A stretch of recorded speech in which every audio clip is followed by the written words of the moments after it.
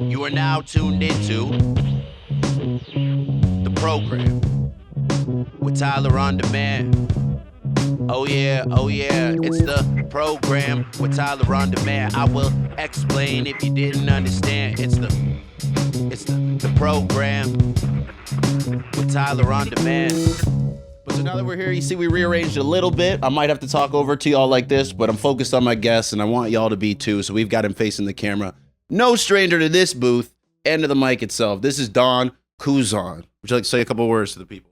What's up, everybody? It's your boy Don Kuzan, Mr. Too Sweet, the Liberator. That's all I got to say. That's all he ever needs to say, because then people know. Because at this point, you've been working long enough that people know what that means. But we're very grateful to have you here, man. Thanks for coming. Like I said, I know you've been in here before when we did the Mob of One show and performance with Manny and Dag. And what were kind of your first impressions just of the booth when you first came? Very cozy. It's cozy, but it's got this window over here and everyone can see you. So it's funny. It's like privacy, but not. You know what I mean? That's like kind of the first thing I thought when I got here. We are here at Eaton, DC, the hotel. So people are coming in and out as well. It's very creative, very artsy, very like involved hotel, I would say. The lounge is very decorative. So people are walking by, they're tuning in. So just know, everyone watching on stream, there are some real folks here as well in spirit. So speaking of in spirits, how are you right now, sir? I know we're going to dive into a lot of music, but just in general, what are your spirits with the creations in your life? How are you feeling? I'm good, man.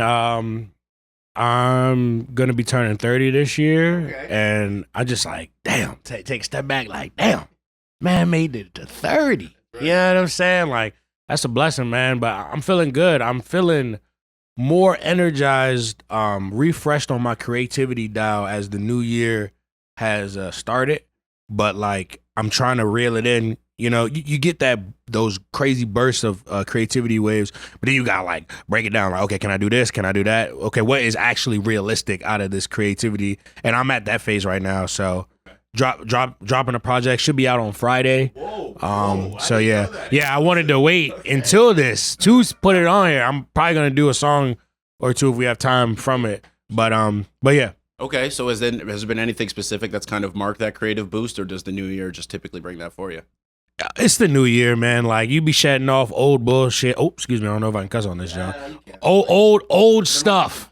Old stuff. Excuse me. You know what I'm saying? You got to shed all that stuff that comes with the last year. So when the new year comes around, you feeling more like, okay, I feel like something's been lifted on me. So now my creativity can like bloom again. There's no walls around it from the past year. At least that's how I feel sometimes. So yeah. Yeah.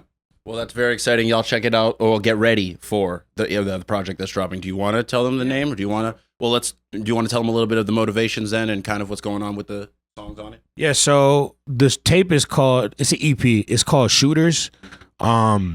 I'm a big wrestling guy. I don't know if I can say I got the Sting NWO shirt on, but a shooter in wrestling is somebody that's like, he went real. So like, people, you know, the stage stuff, that stuff's kayfabe, and then like you got the real stuff. Somebody hit like, oh, he punched this guy, he broke his nose. Oh, he shot on him. He's a shooter. You know what I mean? So with how I'm rapping on this EP, I'm really just traditionally spitting, talking about just shaking off just evil presences around you and shit. Like, I feel like I'm a shooter. Like, the way I'm delivering these lines, they're very raw and real, authentic. So I feel like I'm shooting. So like, that's why the EP is called Shooters. So yeah. I like the sound of that. But let's dive right there then into WWE, because as long as I've known you, and we'll talk about some history and stuff. We're jumping around the timeline a bit here, folks. Just it's natural flow. You know, Kuzan and I are already friends, so we have a lot of to talk about, so we can get there. But WWE, you've always been a fan of that. You showed off the shirt. It's often a theme, both in your music and at shows, which I think is a great like trope for people to walk into. Usually when I walk into there, that sets the tone of, okay, it's about to be a production. It's about to be energy. It's about to be get on your feet, because here we come to the ring to perform for y'all. When, I should say, did you first start to cross those two over, your interest in WWE and music? And then what is the mindset that you're going for by having those themes? Man, that's a good question. Shout out my man, TOD. First show, man. Y'all give it up for him, man. He doing that. He doing it great.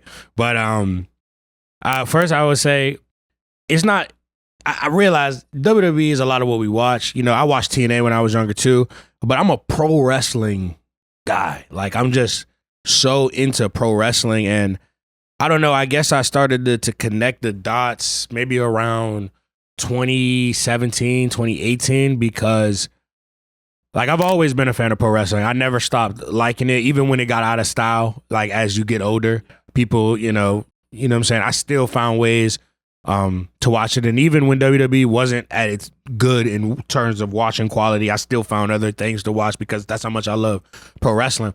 But in pro wrestling, the theatrics, like you're literally becoming a character. You're literally being a persona. It reminded me a little bit of rap, like, and just like how the rap career, how you meet different people, how you collab when you're talking on a track, it sounds like you talking your shit. You're cutting a promo. You're letting the people know how you feel. So that clicked to me around 2017, 2018, and then like so I started to just like perform a little bit more like vicious. Like I was thinking more like, I'm in a match right now. I have to perform. I have to get the crowd going. So then a lot of my like whooping and too sweeting, which is also a professional wrestling thing, all of my chanting and stuff started to form in there. And then 2019, I dropped a project called Hollywood Kuzan, which was literally just it's a wrestling heel turn, a good old fashioned heel turn. Cause I felt like up until that point in my career, I've always been like, just like a very nice guy, and I'm a nice guy.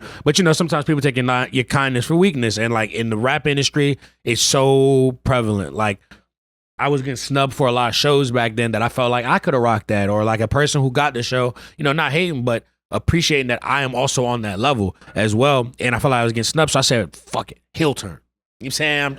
I'm going heel. So then I made Hollywood Kuzan. And another quick shout out, some crazy lore. Shout out Case Cobain. He actually gave me the idea to be like, you should start taking old school like posters from pay-per-views and just redoing them in your way, because the Hollywood Kuzan cover art, a lot of people don't know, it's a spoof of the WrestleMania.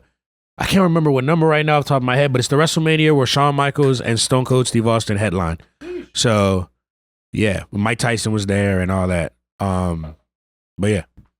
Do you find there have been wrestlers that you try to channel their specific, maybe like persona or energy? I know you said heel turn. I know you said you're talking about Shawn Michaels and Stone Cold.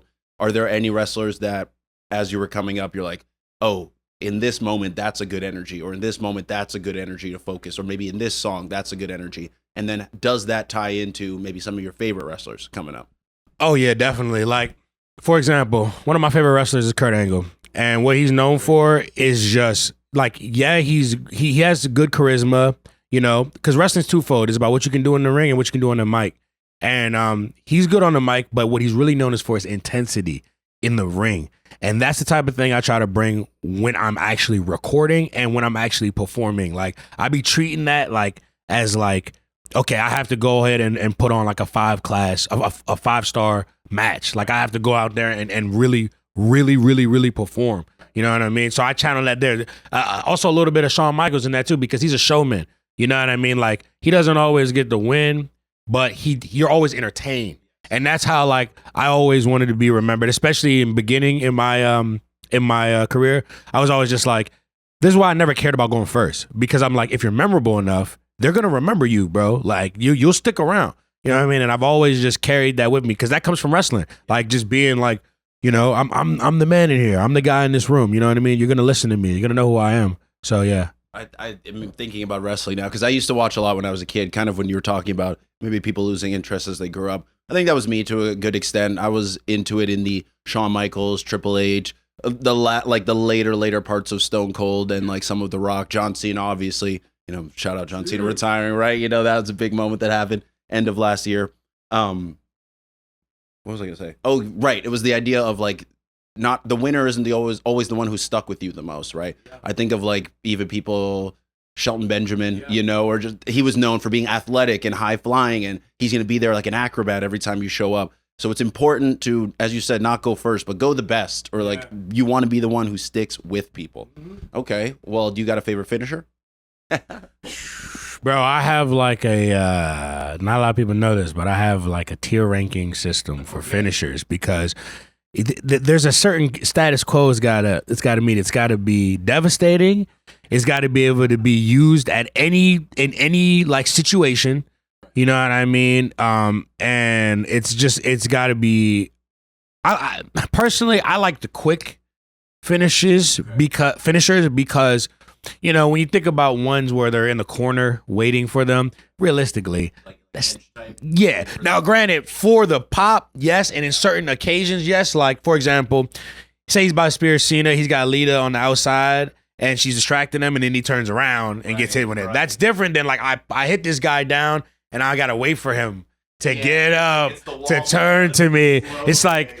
You know, I don't like it when it's delivered like that. I like it when it's delivered like, oh my God. Because it like if you think about it, two people are going at it and then a finisher just hits them out of nowhere. It's done. Oh no, he was a minute. So I would have to say my two favorite finishers would have to be, and they're very basic. I don't care what y'all say. They don't gotta be the most flashy. Damn, it's a finisher. Get the 1, 2, 3. The RKO, by far, it covers all those categories. It's a quick.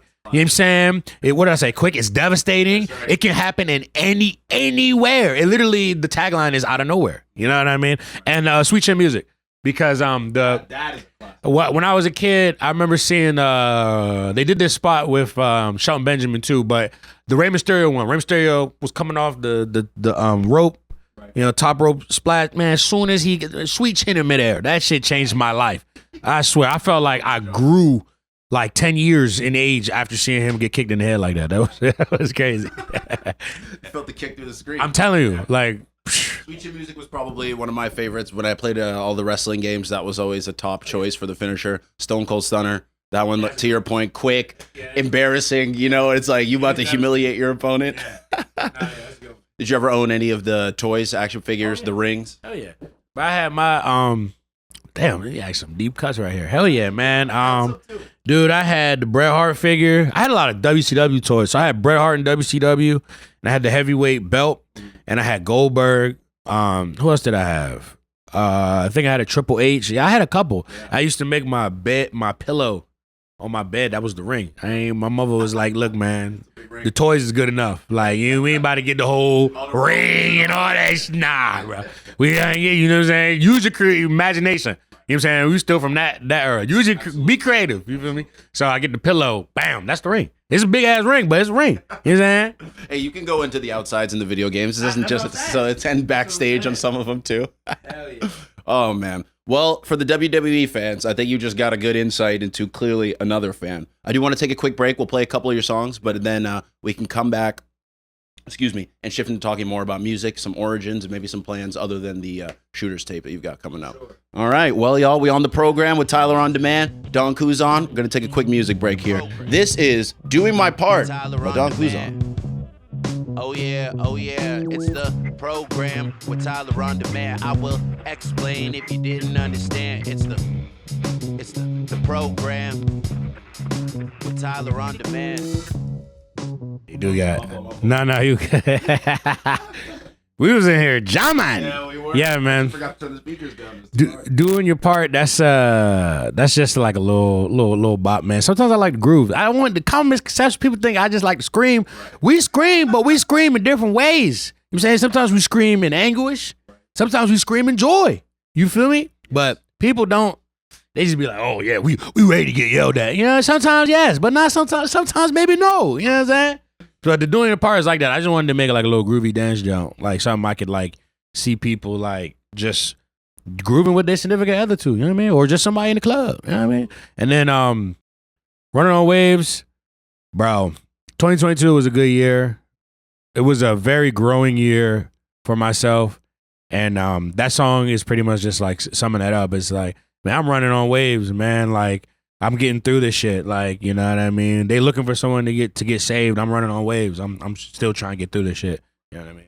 You said 2022 and 2023. Real quick, about how long have you been making music at the point when these came out? Bro, I've been making music since I was 14. A long time. I've been ever since I was a kid. I always wanted to. I didn't know what it was until I got older. Because when I was a kid, I used to like try a whole bunch of shit, but it was all performance shit. So like I used to play trombone, try to dance, just anything. And then I realized what it is I like being, I like a crowd. I like the roar from people. That shit do something to me. Shit give me just the energy. It's just the ultimate like amount of just like energy, love, and support. It just gives you a second wind. And when I got older, shout out my man Mahi. He was the dude that had the recording equipment. I ain't know nothing about that. I pulled up to his house, recorded one time, and I was like, oh, I love this. I want to do this forever. Like I heard like I just like how I sound on the mic. I was just like, oh. And this was way back. I went through a bunch of different names, a bunch of different personas, trying to find myself, man. And that's what it is. But one thing that always stayed is just I loved just getting on that damn microphone, man. But yeah, so that had been how old I had been up until that point. Right. So then, has your style always kind of? I know you said the names have switched, and in my experience, when the names switched, the style of music kind of switched as well, right? Like they all kind of feed into each other. So both, I guess, at this point, the 2022, 2023, how would your style change from this era when you first started into about here? When I first started rapping, man, I was just so caught up on rhyming. Dude, I was just so caught up on, it's gotta rhyme. If it don't rhyme, is it rap? You know what I'm saying? And it's like, that shit was frying me. Like, I had to relax and be like, you find more creative, expressive ways to get to that point. You know what I mean? Instead of just walking straight down the hallway. Like, you know what I mean? Ooh, what this door lead to? Let's see. It's going to still get me down the hallway, but I might have to go through this door first. You know what I mean? So by that point, I had already been like relaxed a little bit with just the rhyming, because I swear I focused more so on rhyming when I was younger, like 14 rapping, than in 2022, 23, I was focusing more on the vibe of the song. What does this song, fuck people worrying about how many words can you rhyme together? What does this song make you feel? How do you feel after hearing this? Like the other songs were just more like, when I was 14, it was just like, oh man, okay, you can rhyme. Right. Cool. Cool, buddy. I can do that too. Shoot, Dr. Seuss made a living off of that in a book. You know what I'm saying? Like, good living. Exactly. So that's why I was like, nah. We need to worry about how this shit is making them feel. And then that will determine, you know what I mean, the rest.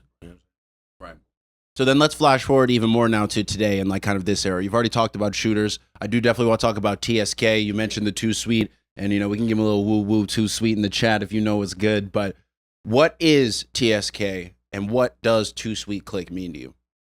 TSK is the Too Sweet Click, man. We're a collective, man. It's so crazy because these are all my friends. Like that's the number one thing I want people to understand, bro.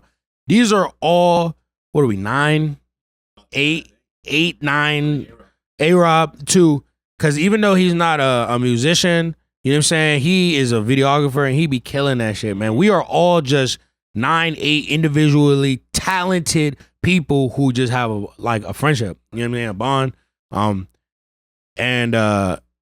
It's just so funny how it started. It was just so organic. Like, me and my man Perp, Big Boss Purple, shout out my man Big Boss Purple, you know what I'm saying? You see him, you see me, you feel me? We had just been doing this music shit. I've just gone through so many music like groups, and that's what happens when you've been doing this for such a long time, that when I was younger, the Tyler the Creator, Our Future, them people inspired me to, because I'm like, damn, these motherfuckers are friends and they make all this money and they're rapping and shit, going on these shows. I called up all my friends. Mahi was in that joint. We had a group called STEM Pack, you know what I'm saying? And over the years, it just changed into something else. Oh, now we Stay Safe. Now, it tried to come along, but it's just so funny that after I stopped with the group shit and worrying about that, a group actually formed, like organically through that. You know what I'm saying? Exactly, man. So yeah, but in essence, we just a group of friends, group of rappers, group of artists that just love having a good time, love bringing good energy to shows, and just love performing, man. You know what I'm saying? And I don't know if everyone knows, but I'm part of TSK, Too Sweet up in it. And I'm one of the newer members, so I've gotten to see a lot of what Kuzan's talking about actually play out, and meeting, all the other members, and like how we've all become friends and like being part of all these shows. And the album's out. Shout out the TSK album. Y'all can go check that out on all streaming platforms. Yeah. I know, yeah. Give them a cut. Man, get on that. The TSK Volume 1 tape. My bad. The TSK Volume 1 tape is out. Go run that. Man, go run that shit. Please follow the IG TSK Doe, you know what I'm saying? That's DA. But hell yeah, man, we going crazy, man. We going crazy. We are going crazy. I just wanted to ask real quick because we're gonna go back to another music break before you come back to perform a couple stuff. But what has been your favorite TSK moment or show or something that's happened with the group? Bro, I got two. I have two. Can I give two? Okay, so the first one, listen, I'm big into anime and shit. So, like, I'm big into One Piece, too. And, like, One Piece does a lot of aura farming where it's like, oh, the new crew has landed on the island. Right. Dun, dun, dun, dun, dun. They're just walking. And then, they're just walking. And then the screen freezes. It's like, boom, this pirate name, this bounty. Right. A moment I felt like that was when we had the High Life Festival. Shout out High Life. And we were just walking through there. And it just felt like, oh, that's TSK. And then we had the flag. Like, it literally felt like a scene where the whole pirate crew is just like, they're all here, like the legends, like. And then the other one has to be the first time I headlined Songbird. Yeah. Yep. God damn, that was just a beautiful moment. I had my man, shout out Handsome Baby. I had my man Handsome Baby and Big Boss Purple do they thing, like open up the show. Shout out my man Andy G Forum. The way we went about planning that show, like as far as my set. That was like the first time we ever did nothing like that. And then just having my mob on the stage and like, we owned that. We owned that place. Like we owned it that day. Like I was there in the crowd that day. We didn't have enough songs together yet. But luckily that's changed. Songbird round 2, which there's been 2 of, definitely was there. But I was in the crowd that day and everyone was there. Like you could tell you knew people from different phases of your life that were all there. Because Songbird's one of those local legend places, like in our level of artists before you go up to like the next big commercial level. So the fact that you get to touch that stage, well, maybe you speak to it. Like growing up around here, what did that mean to you? But that shit changed me. I mean, now granted, it's a different Songbird than the one initially, because they moved it. But man, bro, I walked in there for the like with my girl. Shout out my girl Maddie, Mads. I walked in there and I turned around and I looked at the little itinerary junk. And mind you, I've been there for like other people. Like, I'm a really good hype man. I've been there hyping up other people's performances. I've been there just maybe like a side act, but like seeing my name at the top and just being like, this is the Too Sweet show. This is your junk. I was like, damn. Okay, you know what I mean? You gotta.